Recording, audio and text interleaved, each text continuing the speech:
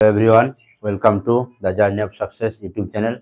আজ তোমাদের সামনে অষ্টম শ্রেণীর ত্রৈরাশিক যে পদ্ধতি আছে, সেই ত্রৈরাশিক পদ্ধতির যে দুটো পার্টে আছে, গণিত বিষয়ে যে ত্রৈরাশিক পদ্ধতি তার যে দুটো পার্ট আছে, তার প্রথম পার্টটা অর্থাৎ কোষে দেখি 10.1 যেটা আছে, আমরা সেইটা নিয়ে আমি আজকে আলোচনা করব। চলো একে একে আলোচনা বলতে গিয়ে আমরা সমাধান করেও দেখাবো তোমাদেরকে। তো একে একে শুরু করব আমরা। তো এই যে অঙ্কগুলো আছে, এই আমরা কি ঐকিক নিয়মও করতে পারি, আবার কেউ এক্স ধরেও করতে পারো। তাহলে চলো আমরা গণিতের ভাষায় সমস্যাটি করে দুই দিকে যে ত্রৈরাশিক পদ্ধতিতে যেগুলো করতে হয় সেভাবে আমরা শুরু করব। তো একের দাগের যে অঙ্কটা আছে কি বলেছে দেখো। একের দাগের অঙ্কতে বলেছে, আজ আমার বাবা 390 টাকায় 15 কিগ্রা চাল কিনে এনেছে। যদি 17 কিগ্রা একই রকম চাল কিনে তবে বাবা কত টাকা খরচ করবেন ত্রৈরাশিক পদ্ধতিতে হিসাব করে। এখানে বলে দিয়েছে আমাদের ত্রৈরাশিক পদ্ধতিতে, তার মানে আমাদেরকে দুই দিকে যেরকম আমরা লিখে এদের মধ্যে সম্পর্ক কি সেভাবে করতে হবে। তাহলে আমরা কি করব, প্রথমে লিখবো কি গণিতের ভাষায় সমস্যাটি হলো। তাহলে 10.1 একের দাগের অঙ্ক, গণিতের ভাষায়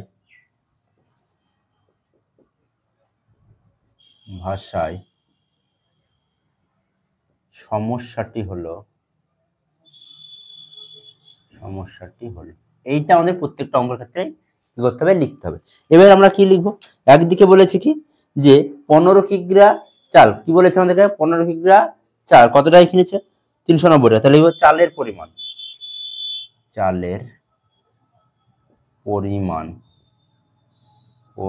ব্যাকেটে লিখবো কি কিগ্রা, যেহেতু আমাদের কিগ্রা ইউনিটে দেওয়া আছে। অপর দিকে কি লিখবো, চালের দাম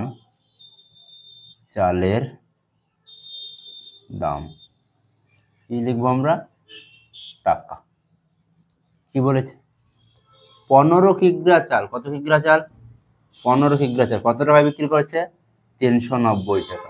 তাহলে বলেছে 17 কিগ্রা ওই একই রকম চালের দাম কত হবে। তাহলে আমরা দেখছি এখানে চালের পরিমাণ ছিল 15, এখন কত হয়েছে 17, বেড়েছে না কমেছে, বেড়েছে। তাহলে চালের পরিমাণ যদি বাড়ে নিশ্চয়ই তাহলে টাকার পরিমাণ কি হবে, বাড়বে। তাহলে আমরা লিখব চালের পরিমাণ বৃদ্ধি পাওয়ায় চালের দাম বৃদ্ধি পাবে। তাহলে এদের মধ্যে সম্পর্ক কি হবে,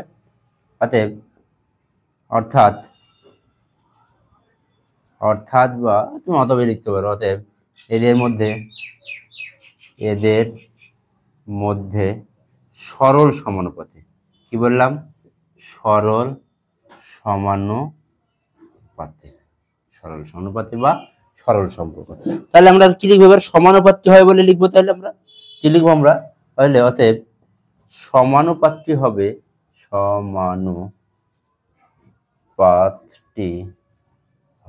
সমানুপাতি কি হবে, তাহলে 15:17 ডবল ইস্টু কি লিখবো আমরা, যে 390:x হয়েছে।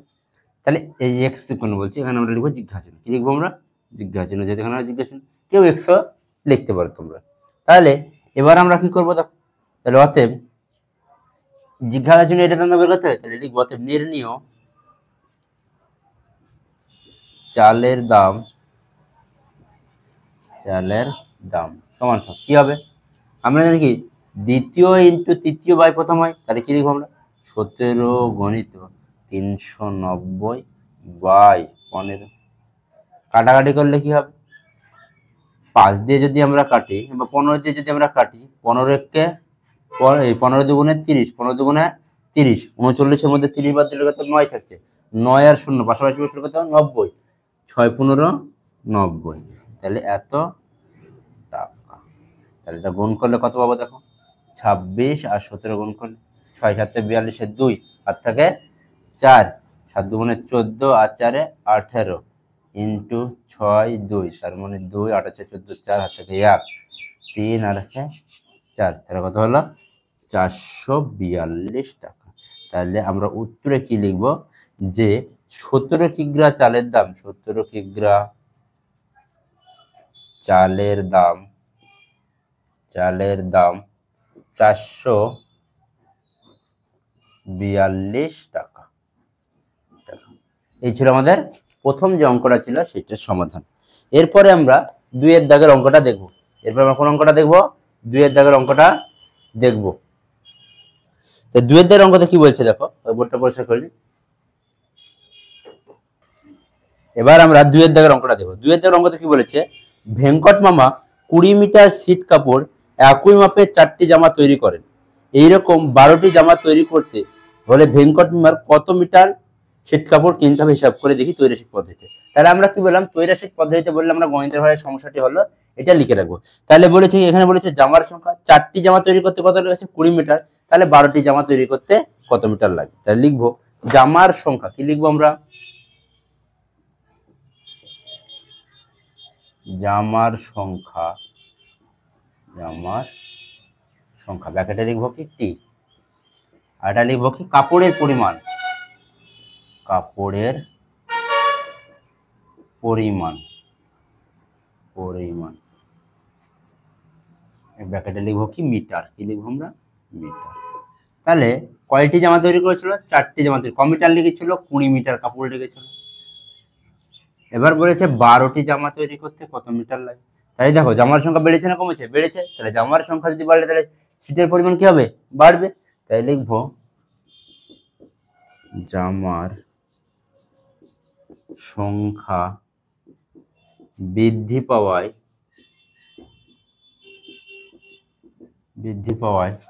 কাপড়ের পরিমাণ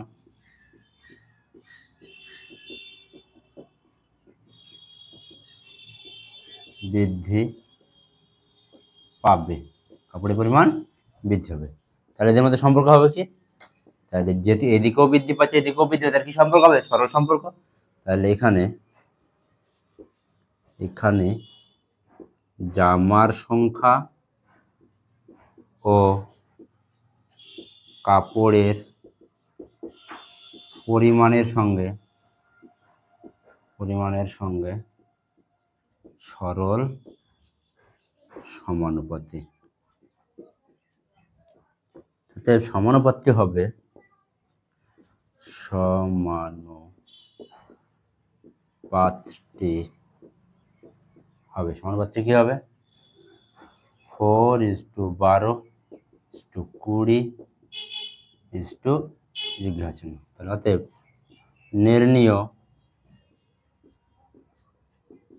কাপড়ের পরিমাণ কি হবে, তাহলে 12 × 20/4 মিটার।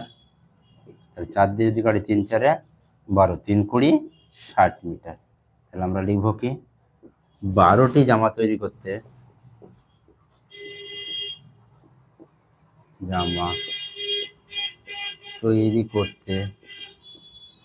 60 মিটার কাপড় লাগবে। হয়েছে, এই ছিল আমাদের 2 এর দাগের অঙ্ক। এবার আমরা দেখবো কি 3 এর দাগের অঙ্ক আমাদের কি বলছে।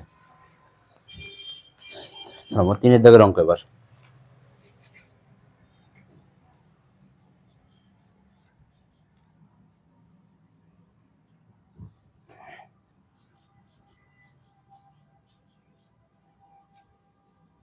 দেখো।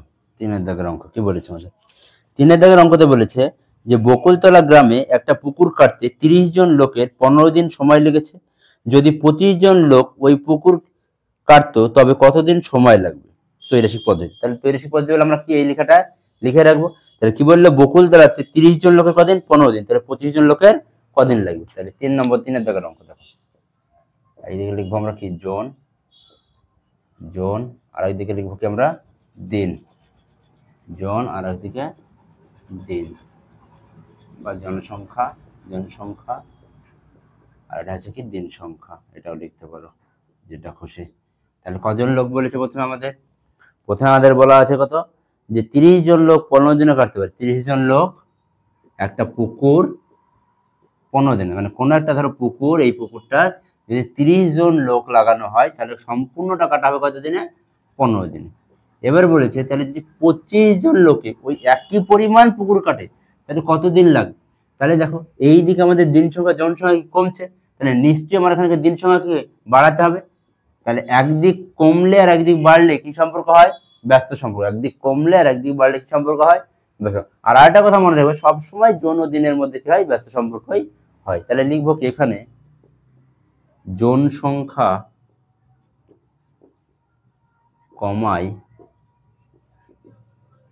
কমায় দিন সংখ্যা বৃদ্ধি পাবে।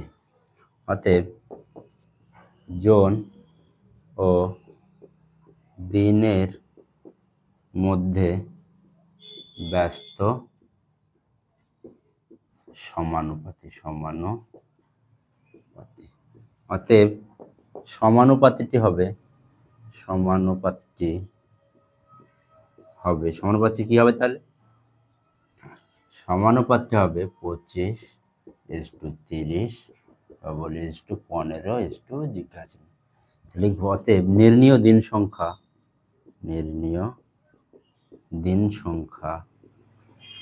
কি হবে তাহলে? 30 × 15/25। 5 দিয়ে যদি আমরা কাটি, 5 × 5 = 25। 5 দিয়ে যদি কাটি আমরা 3 × 5 = 15। 5 দিয়ে যদি কাটি 5 × 6 = 30 দিন, কারণ 3 × 6 কত হয়? 18 দিন। তাহলে লিখবো উত্তরে কি লিখবো? 25 জন লোকে ওই পুকুর কাটতে কদিন লাগবে? 18 দিন সময় লাগবে। সময় লাগবে।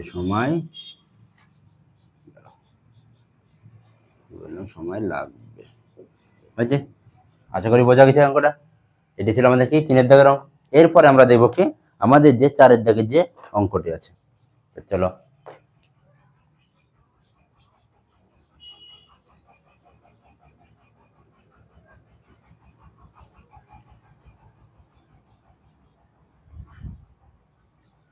চলো 4 দাগের অঙ্কটি যেটা আছে দেখো কি বলছে। 4 দাগের অঙ্কতে 4 দাগের অঙ্ক বলেছে কি যে কাকিমা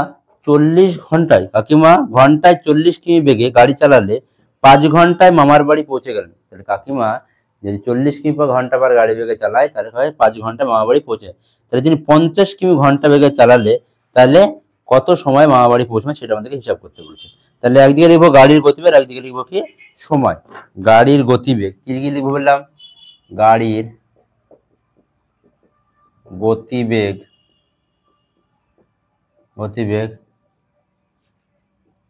কিমি পার ঘন্টা, আর একদিকে লিখবো সময় লিখো ঘন্টা। বুঝছে? তাহলে 40 কিমি পার ঘন্টা বেগে চালায় কমিট সময় ক ঘন্টা সময় লাগছে? 5 ঘন্টা। তাহলে বলছে যদি 50 কিমি পার ঘন্টা চালায় কত ঘন্টা সময় লাগবে? তাহলে যদি এর গতিবেগ বাড়ে নিশ্চয়ই সময় কি হবে? কম হবে। তাহলে আমরা জানি কি একদিক বাড়লে আর একদিক কমলে কি সম্পর্ক হয়? ব্যস্ত সম্পর্ক হয়। তাহলে লিখবো আমরা গাড়ির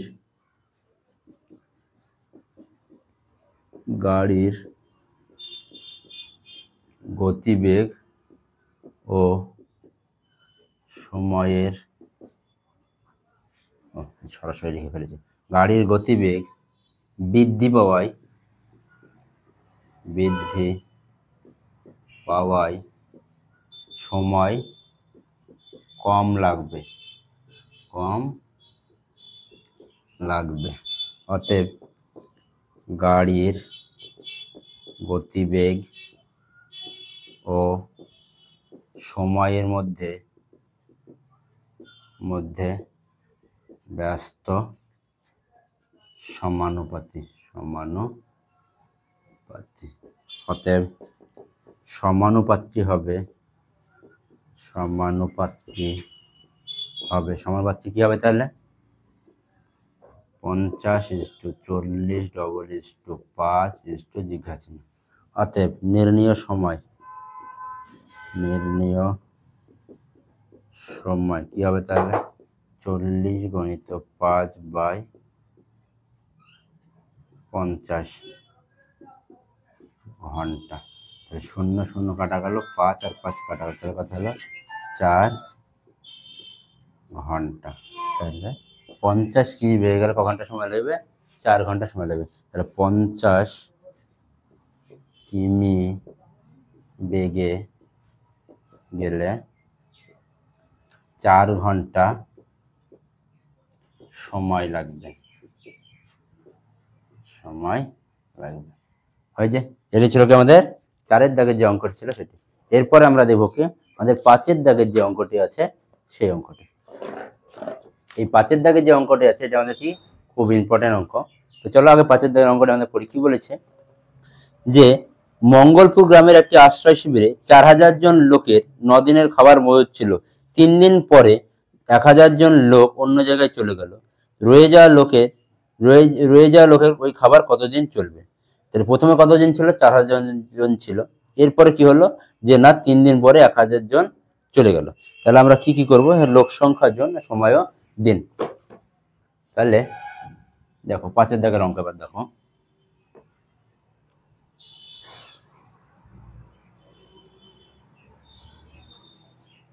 পাঁচের দাগের ক্ষেত্রে কি করব আমরা? লোক সংখ্যা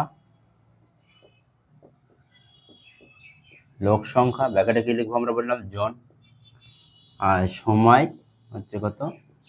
ব্যাকেটে লিখবো আমরা দিন। হয়েছে? তাহলে প্রথমে কতজন ছিল? 4000 জন ছিল। 9 দিনের খাবার মজুদ ছিল 3 দিন পর, মানে কি 3 বিয়োগ করলাম, তাহলে কত থাকলো এখানে? 6 দিন থাকলো। 4000 জনের মধ্যে কজন চলে গেছে? 1000 জন চলে গেছে। তাহলে এখন আছে কতজন? 3000 জন। তাহলে এই 3000 জনের এই 6 দিনের খাবার কদিন চলবে তাই জিজ্ঞেস করেছে। তাহলে আমরা কি লিখবো?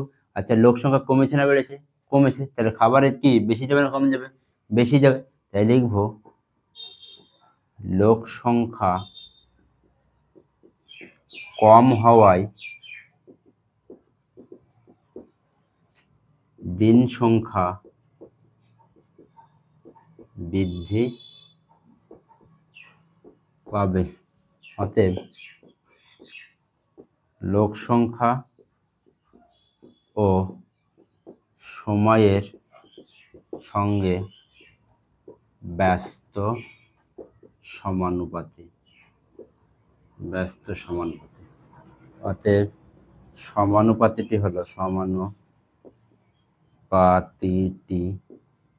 হলো কি হবে? তাহলে 3000 = 4000 6 জিজ্ঞাসা। তাহলে অতএব নির্ণীয় সময় কি হবে? 4000 × 6/3000 এত দিন। তাহলে 3টে শূন্য আর 3টে শূন্য কাটা গেল। 3 দিয়ে কাটলে কত হবে? 2। তাহলে 6 × 4 = কত হয়? 8 দিন। তাহলে আমরা উত্তরে কি লিখবো? যে ওই খাবার কতদিন চলবে? না, ওই খাবারে আমাদের 8 দিন চলবে। এইটি ছিল কি আমাদের 5-এর দাগে। এরপরে আমরা দেখবো কি 6-এর দাগের যে অঙ্কটি আছে সেই অঙ্কটি আমরা দেখবো।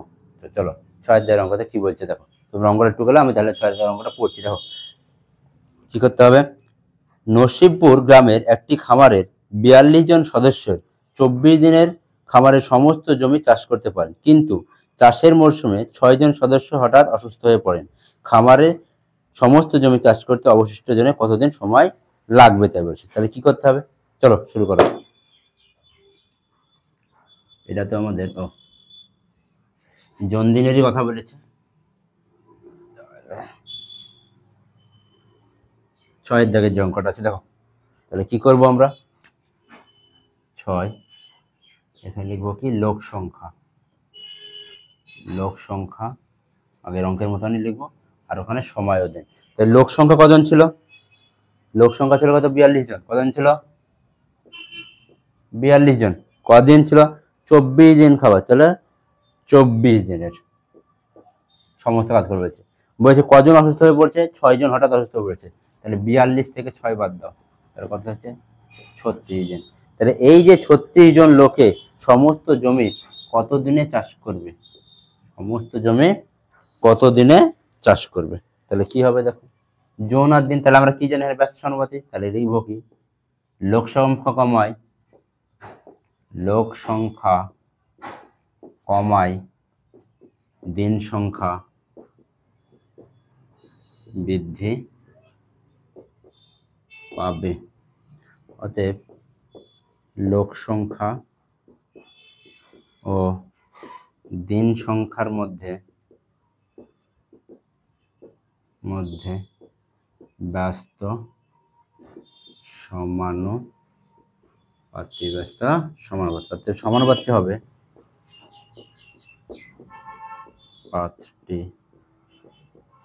সমানুপাতি কি হবে তাহলে 36:42:24:24 এটা হচ্ছে কি জিজ্ঞাসা চিহ্ন, তাই না? তাহলে কি লিখবো? হতে নির্ণীয় সময় সমান সমান কি 42 × 24/36 এত দিন।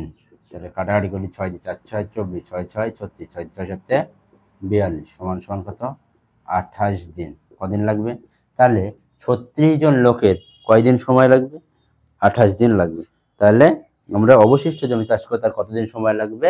না তো 28 দিন সময় লাগবে। এরপরে আমরা দেখব 7-এর দাগের যে অঙ্কটি আছে সেই অঙ্কটি আমরা দেখব। চলো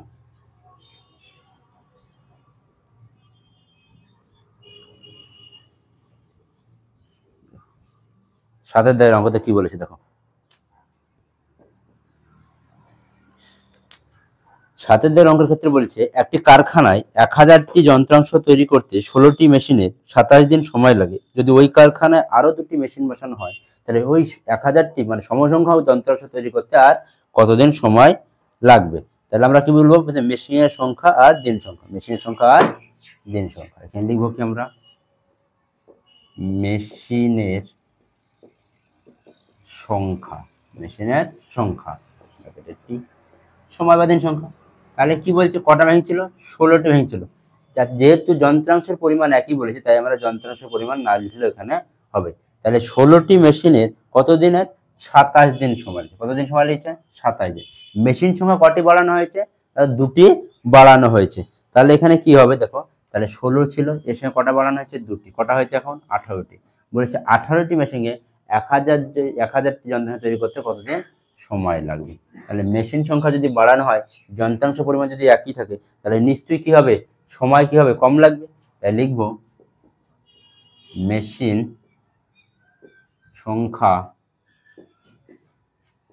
সংখ্যা বৃদ্ধি পাওয়ায়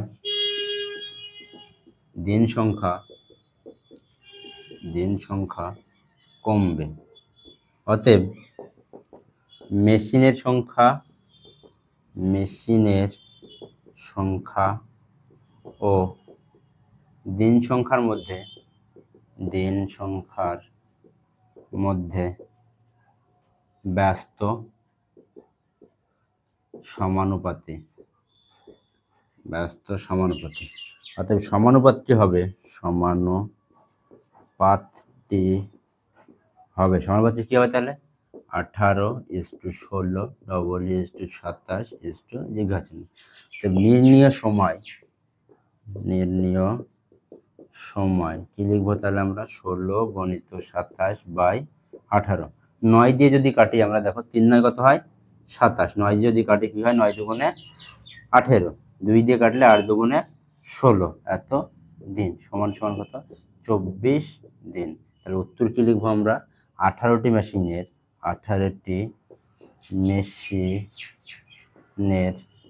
24 দিন সময় লাগবে। হয়েছে? বোঝা গেছে? এই ছিল আমাদের আজকের 1 থেকে 7-এর দাগের যে অঙ্কগুলো। আশা করছি তোমরা সবাই বুঝতে পেরেছো। এই তোমাদের যদি কোনো অসুবিধা হয়ে থাকে তাহলে অবশ্যই আমাকে কমেন্টে জানাবে। এরপরে যে পার্টটা আছে 10.2 এর, আর এই পার্টের যে 8 এবং 9 এর যে অঙ্কটা আছে সেইটা আমাদেরকে আমাদের এই গ্রাফ করে দেওয়া আছে বা এই ছক করে দেওয়া আছে, ওগুলো তোমরা নিজে বাড়িতে করবে। যদি তোমাদের অসুবিধা হয়ে থাকে অবশ্যই আমাকে কমেন্টে জানাবে।